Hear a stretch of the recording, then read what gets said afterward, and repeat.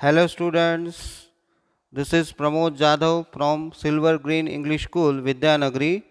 Today we will study a lesson of English for class 10th.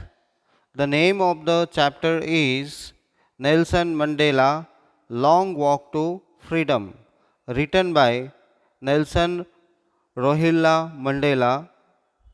Students, we have already studied first part of this lesson, and in that we have seen that how the inauguration ceremony was organized, and now we will see in this lesson in part 2 what are the feelings having with Nelson Mandela on the day of inaugural ceremony. So students, let's see what happens further.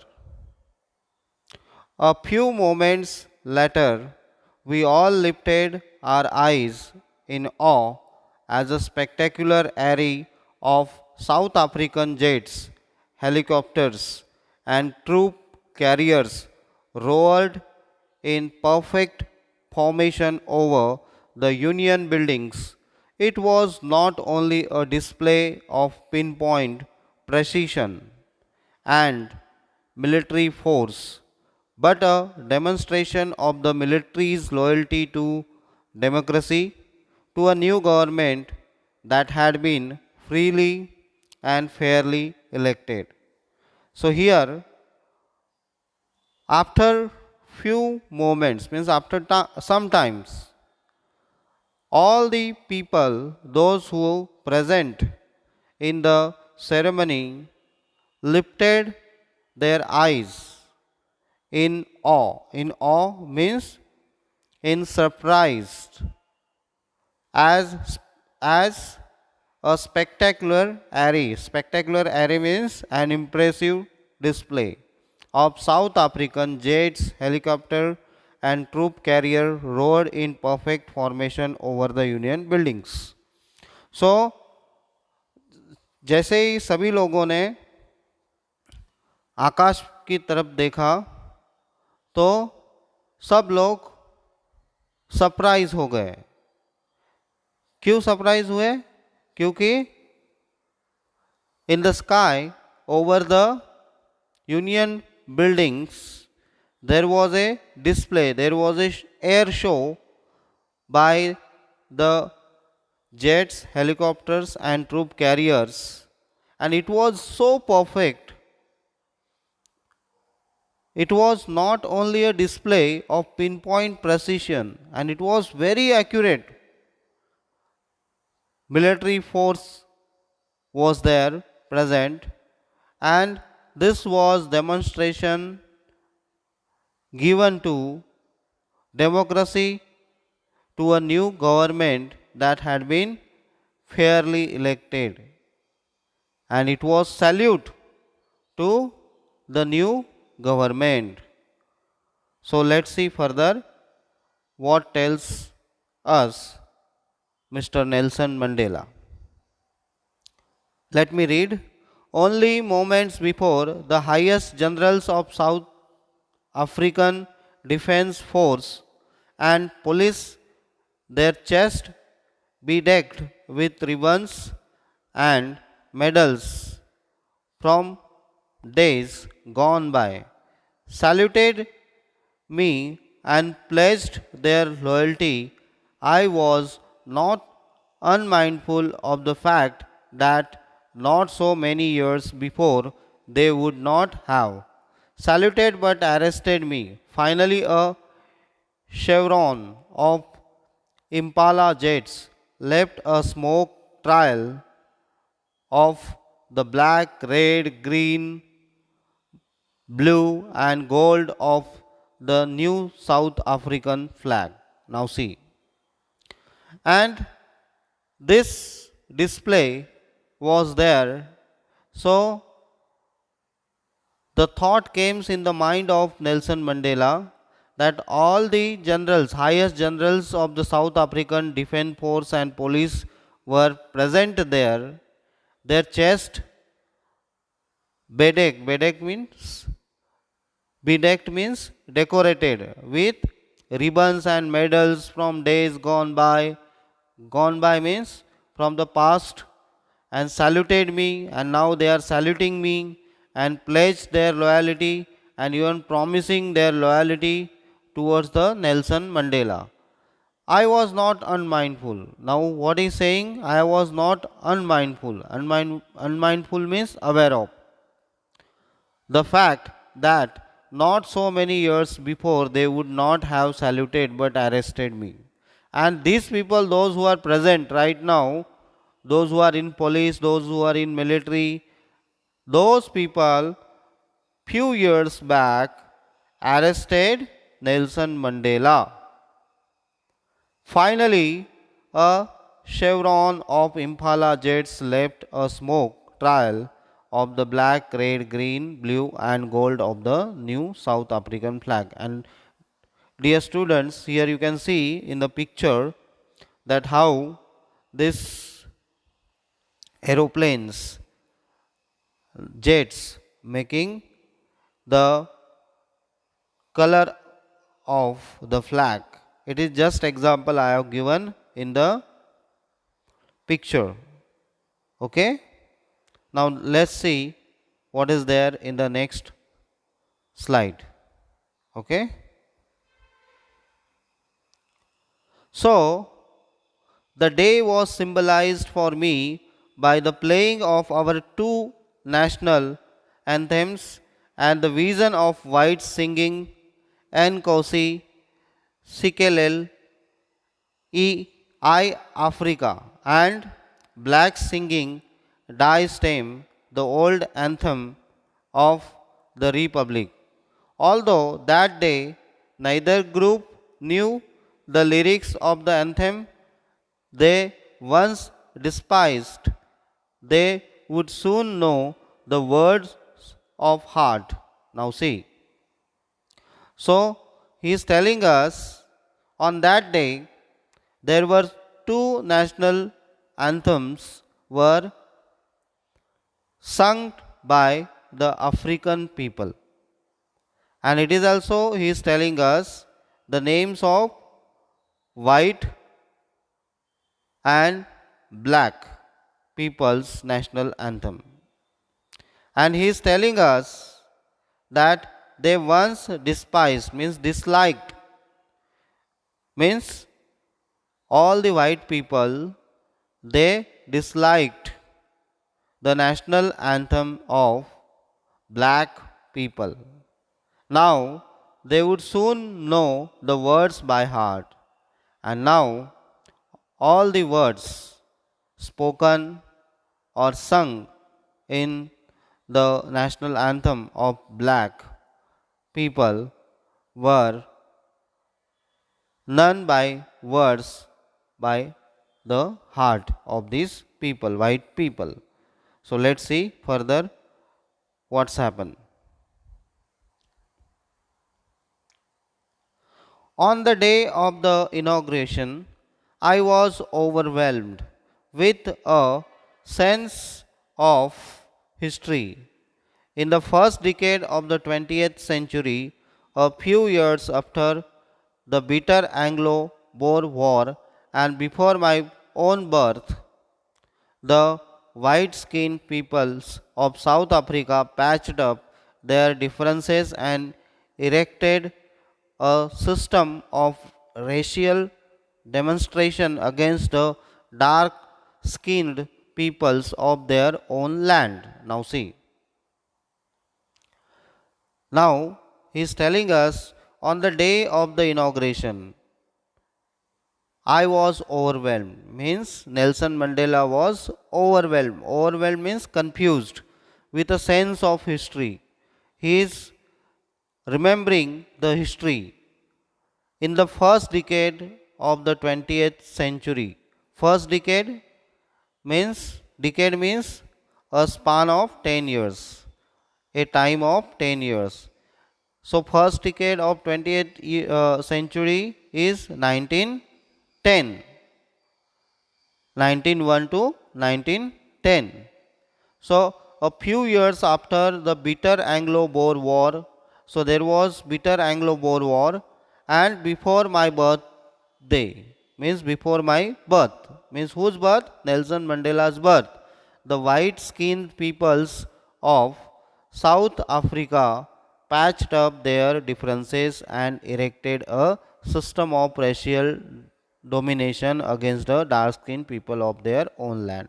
So here he is telling us कि जैसे कि उनके जन्म से पहले और Anglo bore war के बाद the white skin people here is telling us that how they have created a system of racial. So उन्होंने ये जो रेशियल वाइट और ब्लैक का जो सिस्टम है वो उन्होंने किस तरह से बनाया and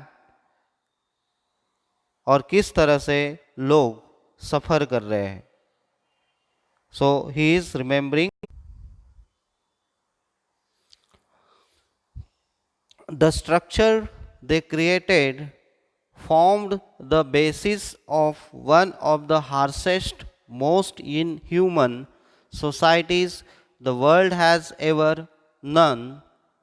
Now, in the last decade of the 20th century and my own 8th decade as a man, that system had been overturned forever and replaced by one that recognized the rights and freedoms of all peoples, regardless of the color of their skin.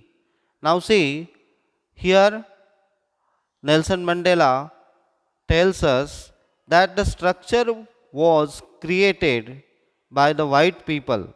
It was very harsh. It was very inhuman. Means it was against the human. It was against the society of the world. And now, in the last decade of the 20th century, means last decade means 1991 to 2000 here. So that is the last decade.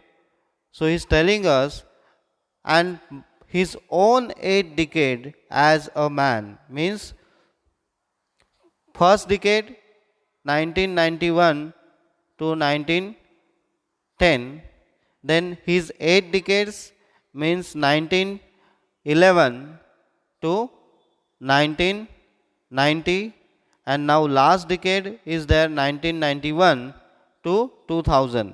So he is telling us that in past 9 decades that system had been overturned forever and replaced by one that recognized the rights and freedoms of all peoples regardless of the color of their skin. So in the 90 years span of time, now system created here that it is the time for the replacement of that system. And now, regardless of the color of their skin, means now there is a no problem for the skin. So that's why today's day is very special for Nelson Mandela, because it was for his people's freedom. Let's further what he tells us. Let's see. That day had come about through the unimaginable sacrifices of thousands of my people, people whose suffering and courage can never be counted or repaid.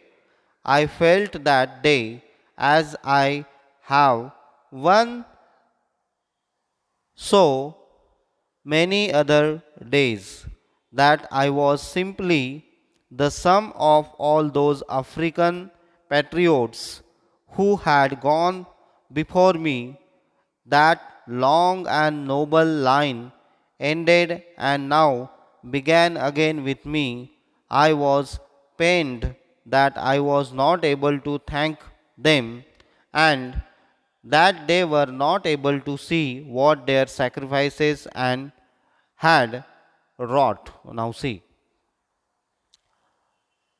Now he tells us that whatever the sacrifices done by people in the past, means in the past जो भी लोग थे जो जिन्होंने sacrifices किए हैं, ऐसे हजारों लोग थे, एंड आज उनको वो सब याद आ रहा है और इसलिए वो कहते हैं पीपल दो suffering and courage can never be counted और रिपेड।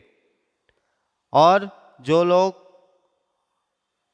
ने बहुत सारे सफ़र किया है और जिन्होंने अपनी हिम्मत नहीं हारी है, उनके लिए वो ऐसा महसूस करते हैं, ऐसा फील करते हैं कि as I have on so many other days that I was simply the sum of all those African patriots। और जो सारे ही अफ्रीकन पैट्रियोट्स है, मतलब जो देशभक्त है जिन्होंने अपना पूरा जीवन अफ्रीकन पीपल के लिए, अफ्रीकन लोगों के लिए सैक्रिफाइस कर दिया है, जिन्होंने कभी हिम्मत नहीं हारी है, ऐसे लोगों के बारे में वो यहाँ पर ऐसा कहते हैं कि that long and noble line ended and now began again with me. Means वो सब लोग चले गए लेकिन आज वापस मेरे से यहाँ पर शुरुआत हुई है, and that's why I am feeling so sad that those all people are not now here. Now he is thanking them and that they were not able to see। और वो ये भी कहते हैं कि अभी वो देख नहीं पा रहे हैं कि किस तरह से इन लोगों को अपार्थाइड से मुक्त किया है और अब वो लोग फ्री है रेशियल सिस्टम से। सो यहाँ पर वो ये भी कहते हैं what their sacrifices had wrought. Wrought means done, achieved. तो उनके सैक्रिफाइस ने क्या अचीव किया है, मीन्स जिन लोगों ने साउथ अफ्रीकन कंट्री के लिए जो जो सैक्रिफाइसेस किए हैं वो लोग अब यहाँ पर प्रेजेंट नहीं है, लेकिन उन लोगों के सैक्रिफाइसेस की वजह से, उन देशभक्तों के सैक्रिफाइसेस की वजह से आज ये जो बड़ी उपलब्धि है वो हमने अचीव की है। इस तरह से वो हमें बताते हैं। Now see next what happens.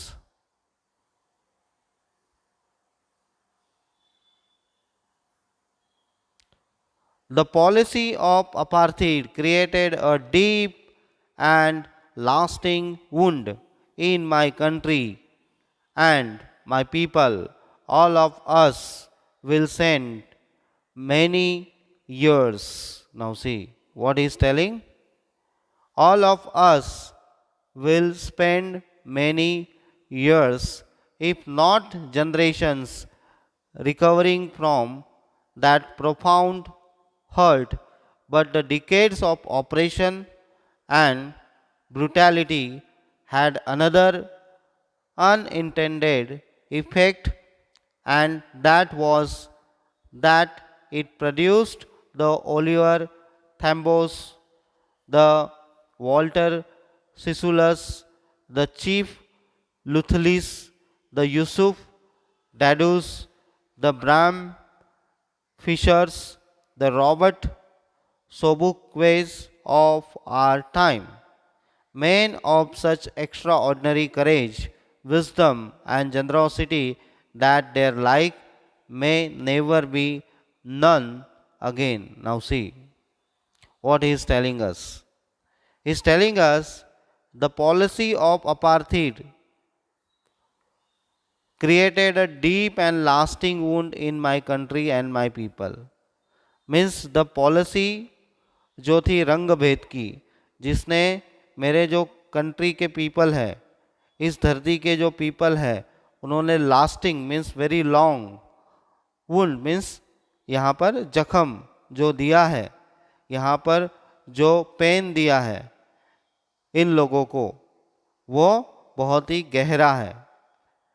All of us will spend many years, वो आगे यूँ कहते हैं कि अब इन चीज़ों के लिए हम बहुत सारे साल गुजारेंगे, कि जिसमें इससे रिकवर होते होते हमको बहुत सारे साल लग सकते हैं। If not generations recovering from that profound hurt, आगे वो यूँ भी कहते हैं कि इसमें जनरेशंस भी लग सकता है, but the decade of operation and brutality, operation means exploitation, brutality means barbarism, had another unintended effect, and that was that it produced, लेकिन अगर इसका गहरा इफेक्ट अगर है तो उन्होंने साउथ अफ्रीकन धरती पर कई महानायकों को पैदा कर दिया। सो इसका ये दूसरा इफेक्ट है, अपार्थाइड का ये दूसरा इफेक्ट ये है कि कई ऐसे लीडर हैं जिन्होंने इस धरती पर जन्म लिया।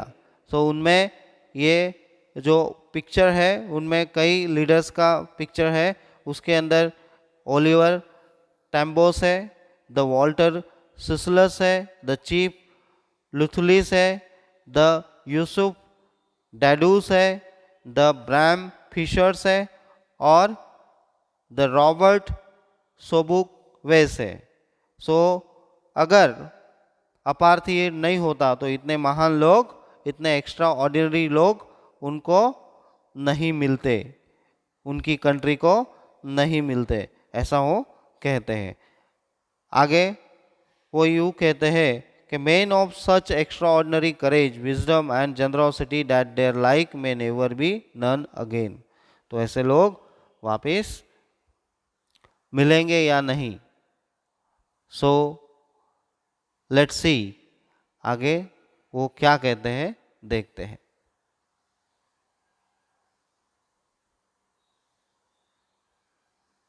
Perhaps it requires such a depth of operation to create such a heights of character.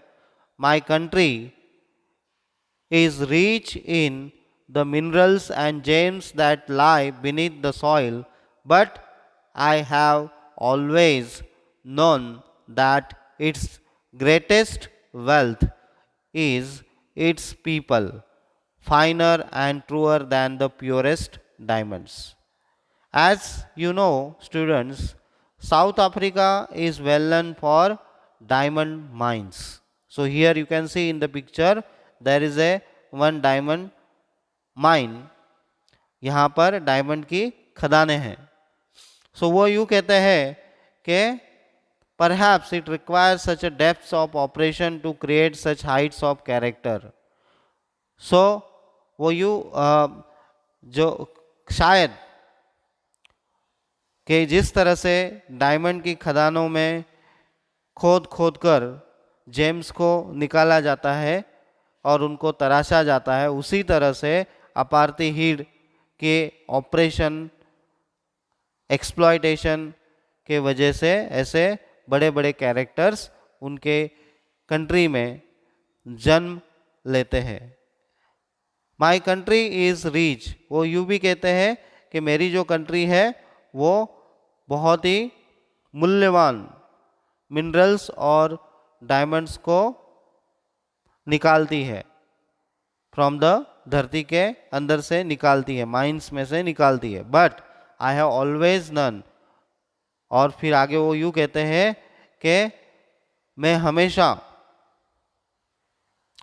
That it's greatest wealth is it's people, और इस कंट्री के पास में भले ही इतनी बड़ी बड़ी खदानें हो, लेकिन उनके जो रियल जेम्स है वो ये सारे पीपल है, उनके जो लोग हैं वो सब वहाँ के फाइनर और ट्रूअर लोग हैं। सो उनकी वैल्यू ज़्यादा है. Let's see what happens further. It is from these comrades in the struggle that I learned the meaning of courage.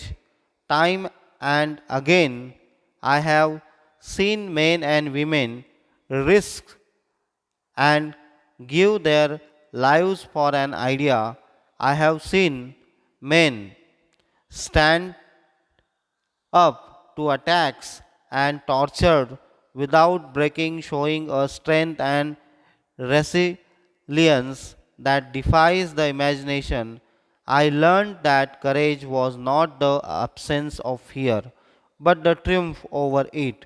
The brave man is not he who does not feel afraid, but he who conquers that fear. Now, see, further he tells us it is from these comrades. Comrades means a fellow soldiers, fellow patriots in the struggle.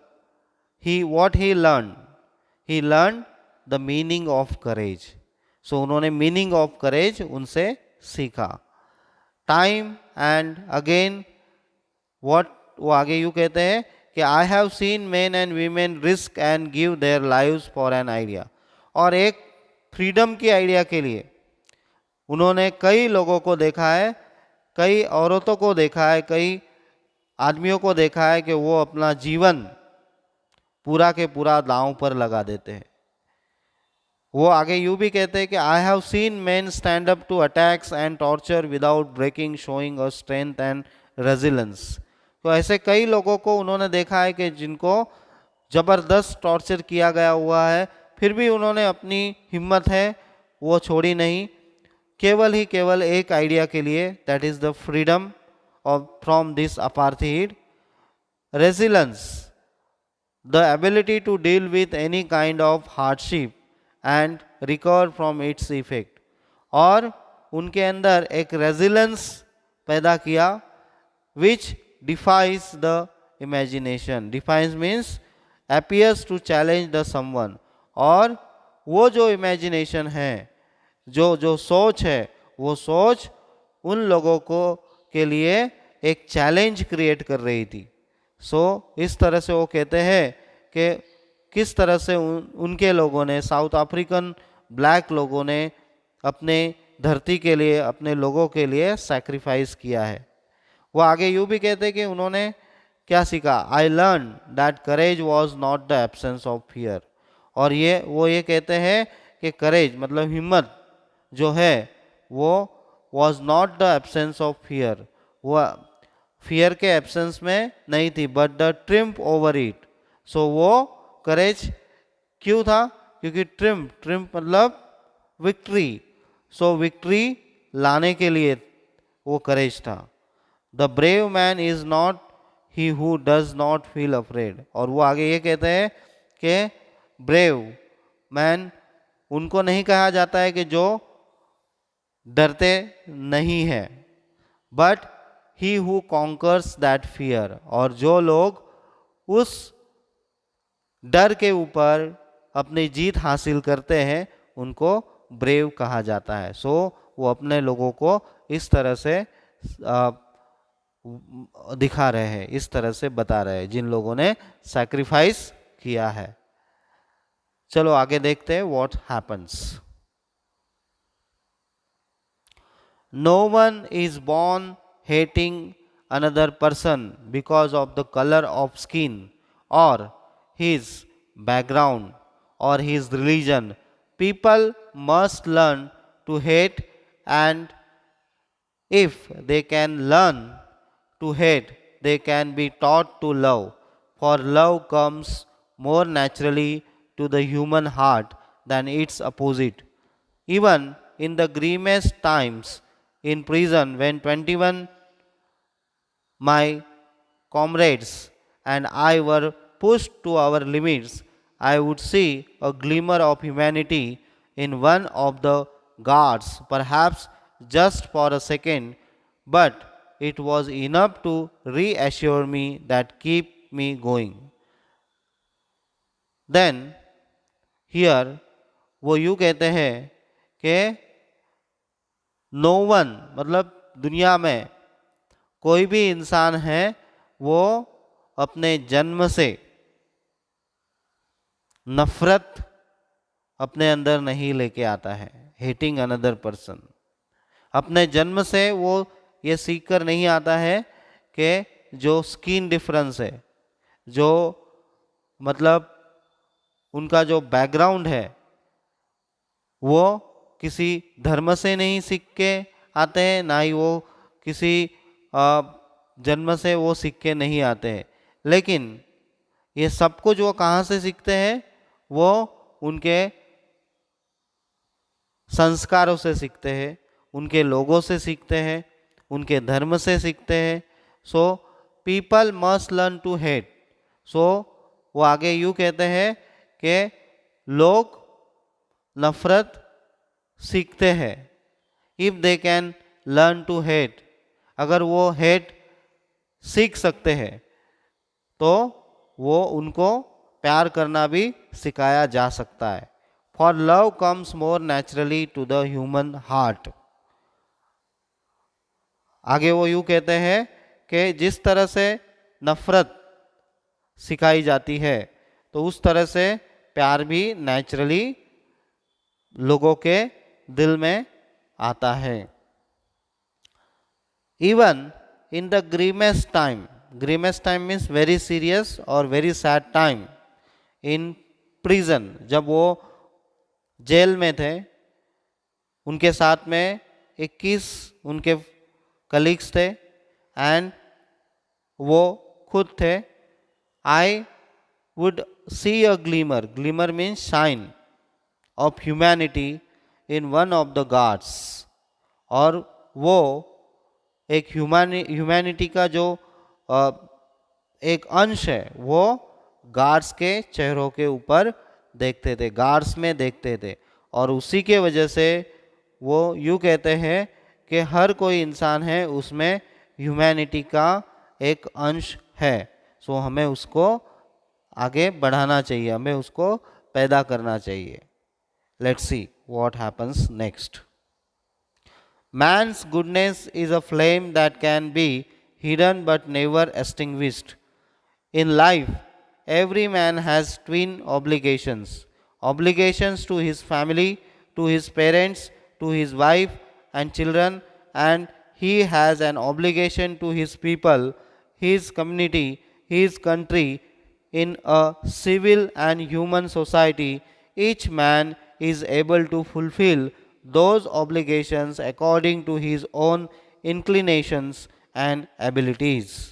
सो आगे वो यूँ कहना चाहते हैं कि man's goodness is a flame, जो इंसान की गुडनेस है मतलब अच्छाई है, वो क्या है? एक कैंडल की फ्लेम की तरह है।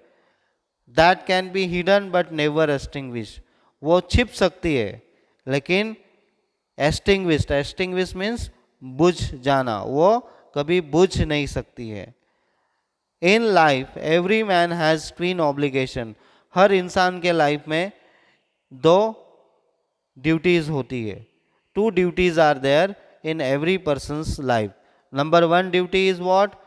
His family, his parents, to his wife and to his children. So पहली ड्यूटी जो है उसकी फैमिली के लिए होती है, उसके पेरेंट्स के लिए, उसके बच्चों के लिए, उसकी बीबी के लिए होती है। And second obligation means, second duty means to his people, his community, his country. और जो दूसरी ड्यूटी है वो उसके लोगों के प्रति होती है, उसकी कम्युनिटी के प्रति होती है, उसकी कंट्री के प्रति होती है। So in a civil and human society each man is able to fulfil those obligations according to his own inclination and ability. और वो यूँ कहते हैं कि यहाँ पर इन ह्यूमन सोसाइटी सभी लोग ये दोनों ऑब्लिगेशंस अपने अपने नेचुरल बिहेवियर से और अपनी अपनी शक्ति की के जोर पर, अपनी अपनी शक्ति की लिमिट से वो उन दो ड्यूटीज़ को निभाते हैं, वो दो ड्यूटीज़ को आगे निभाते हैं। Okay, next see what happens. But in a countries like South Africa, it was almost impossible for a man of my birth and color to fulfill both of those obligations.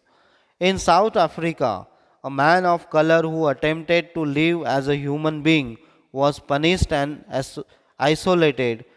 In South Africa, a man who tried to fulfill his duty to his people was inevitably ripped from his family and his home and was forced to live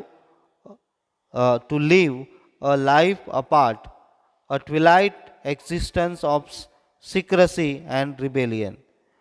आगे वो यूँ कहते हैं कि but in a country like south Africa जैसी देश में it was almost impossible, और ये बहुत ही इम्पॉसिबल है, नामुमकिन है, क्योंकि जहाँ पर अपार्थी है, जहाँ पर कलर रंग भेद है कि जैसे वो आगे यूँ कहते हैं कि a man of my birth and colour to fulfil both of this obligations.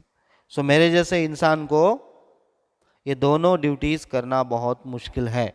In South Africa a man of colour who attempted, अगर कोई ब्लैक और डार्क कलर का इंसान साउथ अफ्रीका में ये दो ड्यूटीज़ अगर करने जाता है, अगर he is trying to do, उनको पनिशमेंट दी जाती थी और उनको आइसोलेटेड किया जाता। आइसोलेटेड मीन्स उनको अलोन, अलग रखा जाता था, अकेले रखा जाता था।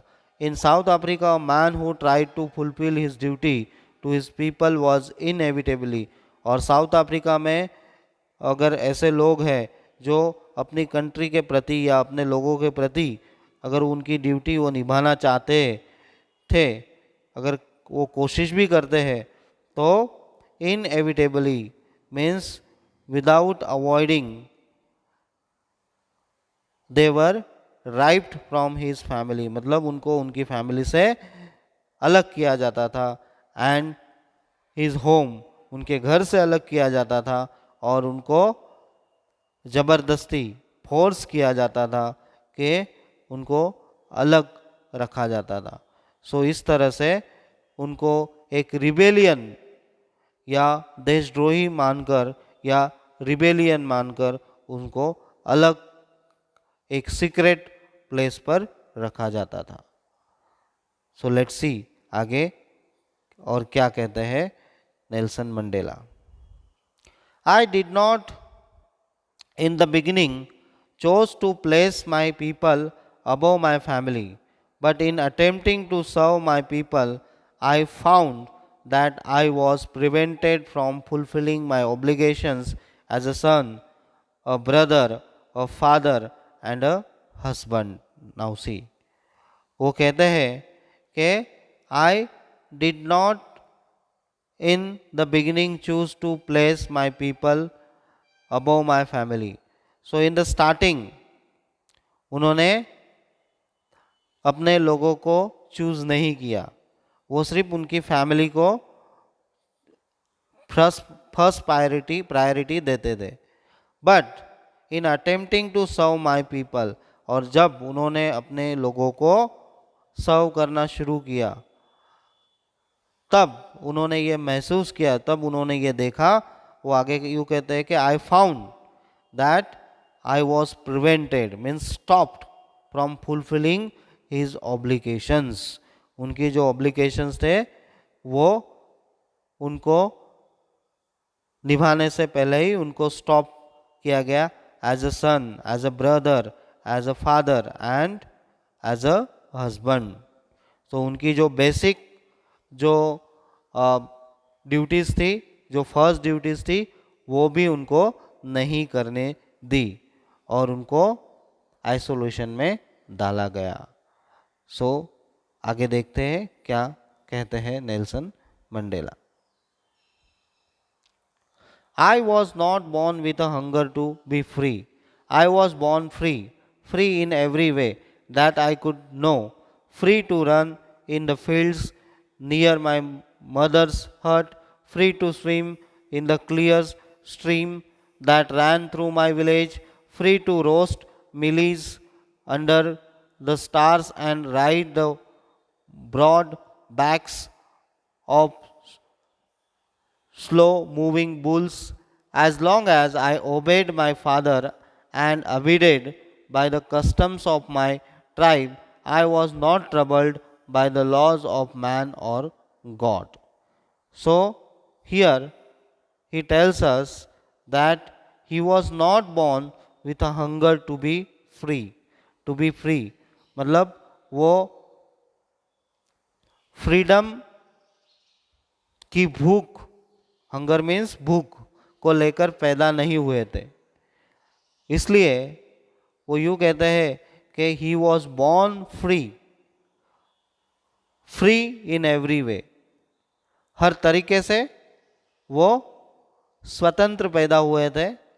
That he could know, free to run in the fields, खेतों में दौड़ने के लिए, नियर उनके मदर्स के घर के पास, फ्री टू स्विम, पानी में तैरने के लिए स्वतंत्र थे, through in his village, free to roast mealies, mealies means maize plant, यहाँ पर रोस्ट मिलीज, मेज मीन्स यहाँ पर mealies, so free to roast it, the stars and ride the under the stars, मतलब खुले आसमान के नीचे जहाँ पर स्टार्स होते हैं रात्रि के time, and ride the board broad backs of slow moving bulls, and जो बुल्स है उनके पीछे, स्लो मूविंग बुल्स के पीछे राइड करने के लिए वो फ्री पैदा हुआ। मतलब इन सारी चीज़ों को कोई उनसे छीन नहीं सकता है। As long as I obeyed, और उन्होंने ओबेड मीन्स उन्होंने इन सभी चीज़ों को एक्सेप्ट किया, और उन्होंने उनके फादर्स ने उनको जो जो शिक्षा दी, उनके फादर ने उनको जो जो एक्सेप्ट करने के लिए कहा, जैसे कि उनका जो कस्टम है, उनकी जो ट्राइब है, उनकी ट्राइब का जो रीति रिवाज है, उनको एक्सेप्ट करने के लिए कहा। सो उन्होंने वो भी एक्सेप्ट किया। I was not trouble by the laws of man और गॉड, और वो आगे कहते हैं कि वो उसके लिए उनको कोई भी ट्रबल नहीं हुआ, by the laws of man और गॉड, और भगवान के या इंसान के लॉ से उनको कोई भी ट्रबल नहीं हुआ। आगे देखिए क्या कहते हैं। It was only when I began to learn that my boyhood freedom was an illusion. When I discovered as a young man that my freedom had already been taken from me, that I began to hunger for it.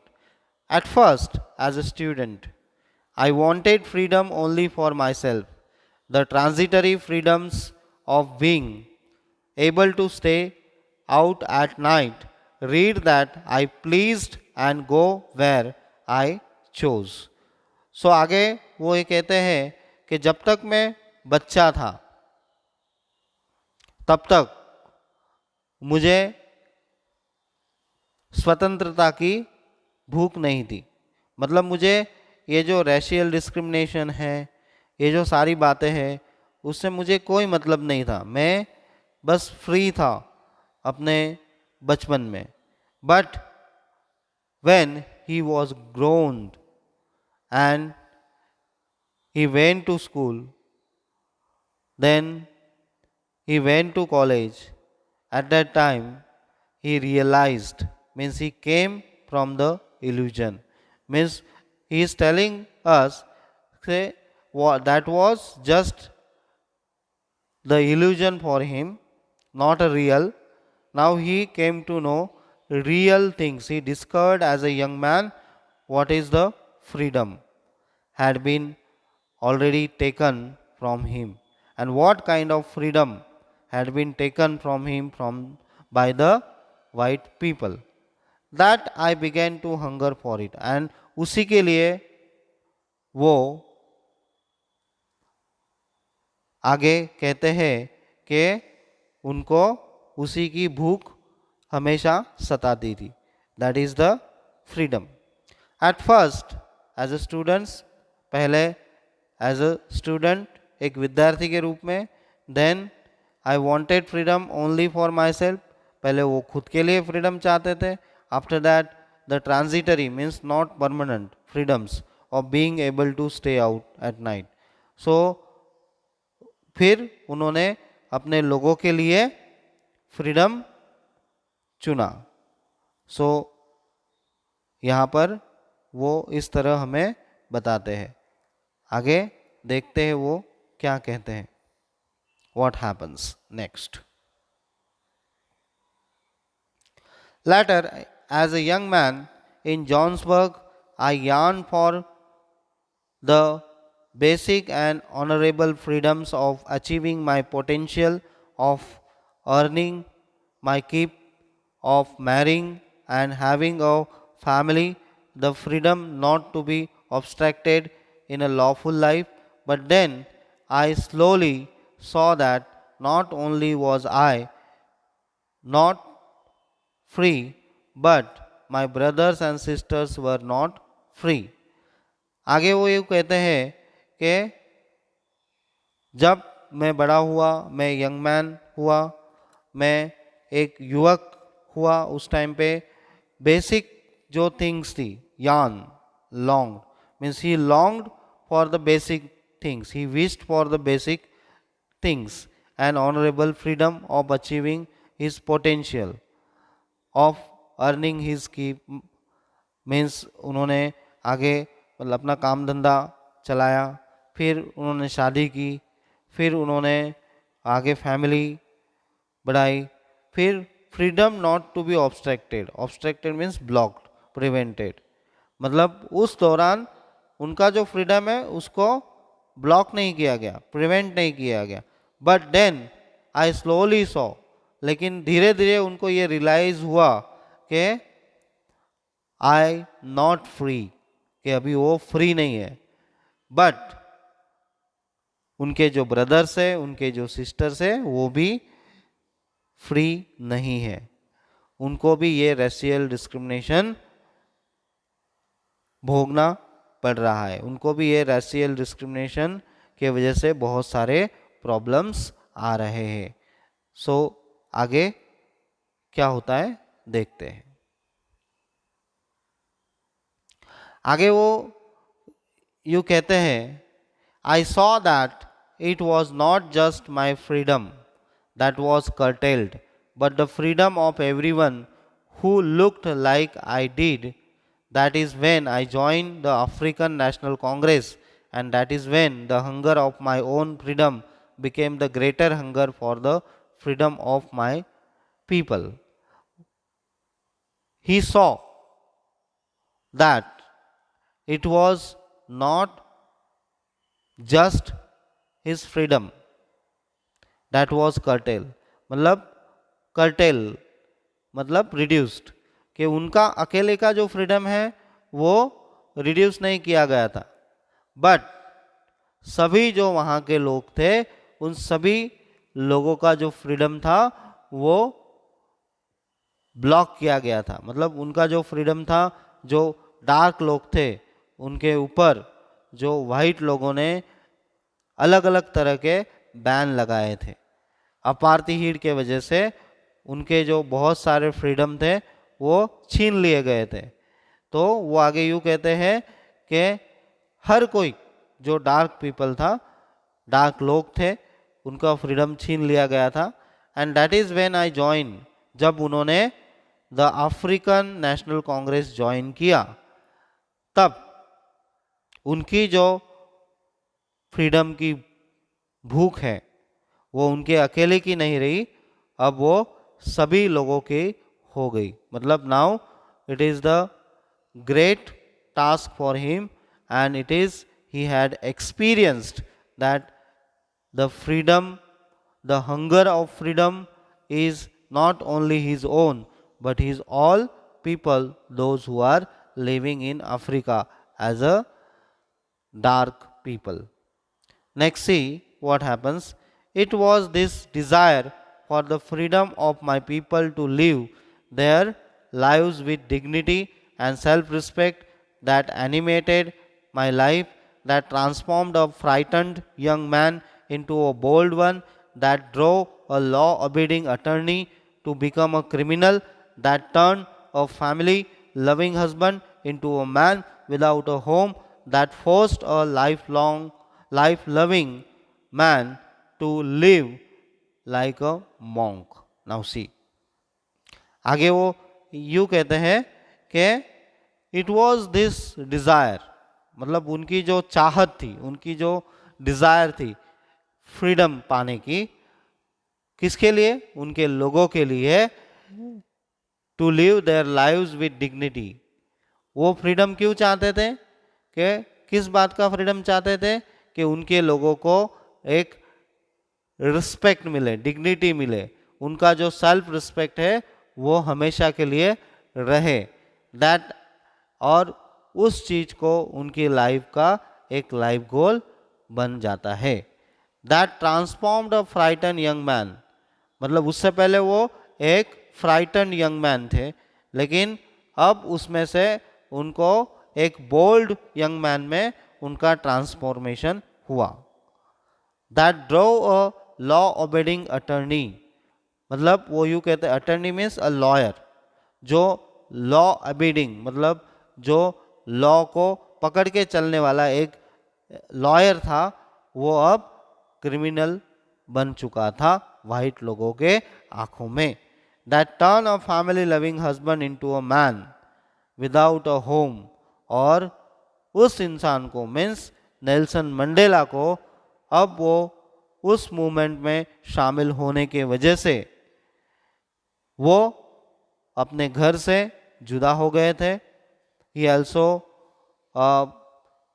aparted from his family, his society, and he was living the life of like a monk, like एक साधु के तरह, like एक preacher के तरह वो अपना जीवन अब व्यतीत कर रहे थे, क्योंकि उनको उसके बाद में जेल में भेज दिया गया था। 27 ईयर्स के लिए उनको जेल में भेज दिया गया था।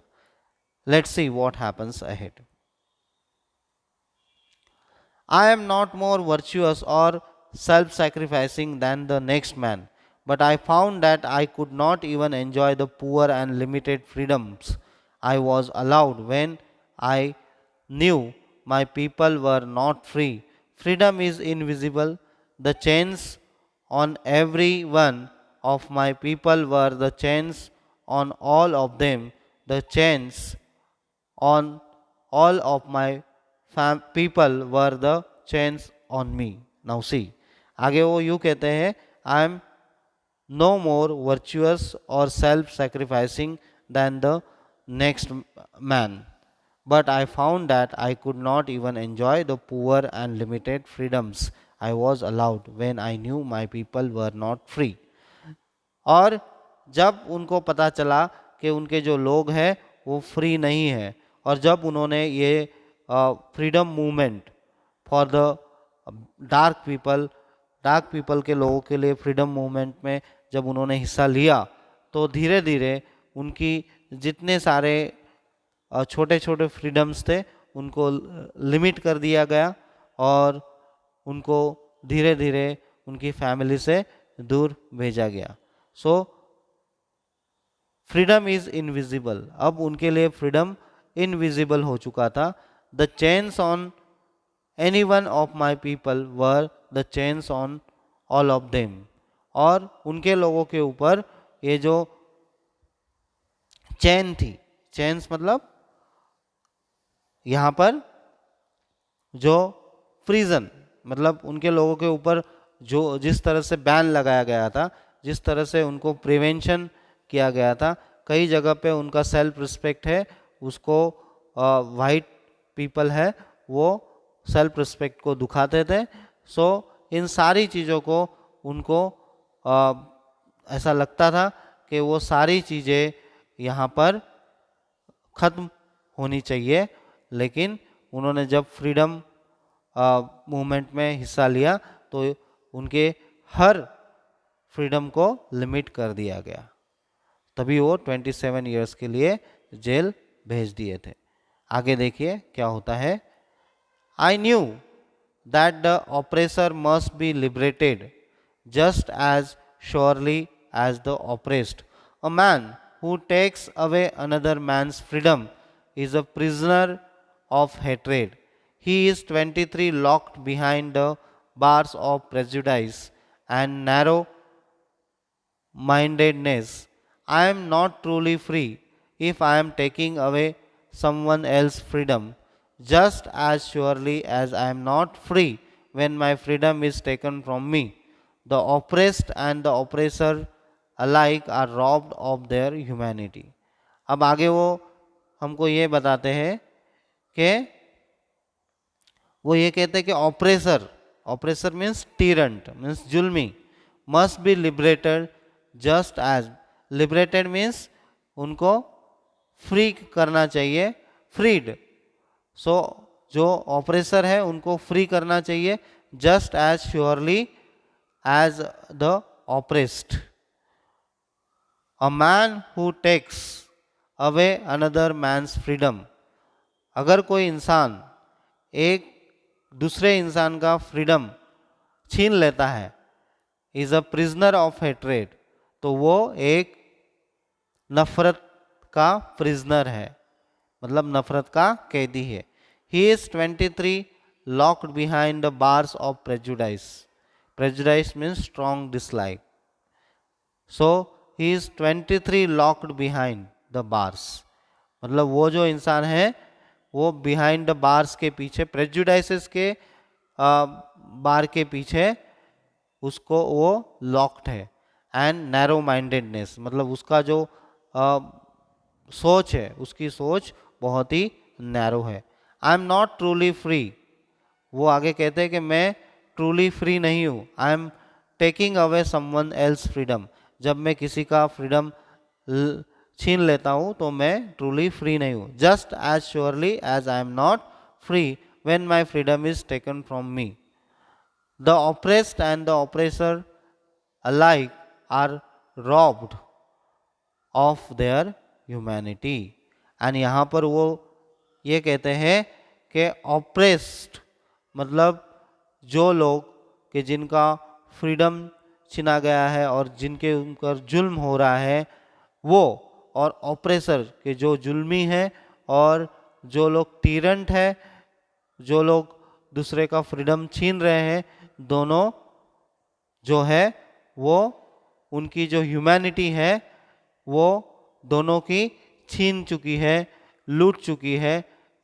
इसलिए दोनों के दोनों उनके नज़र में सेम है कि दोनों का फ्रीडम लूट चुका है, फ्रीडम छीन चुका है, दोनों भी फ्री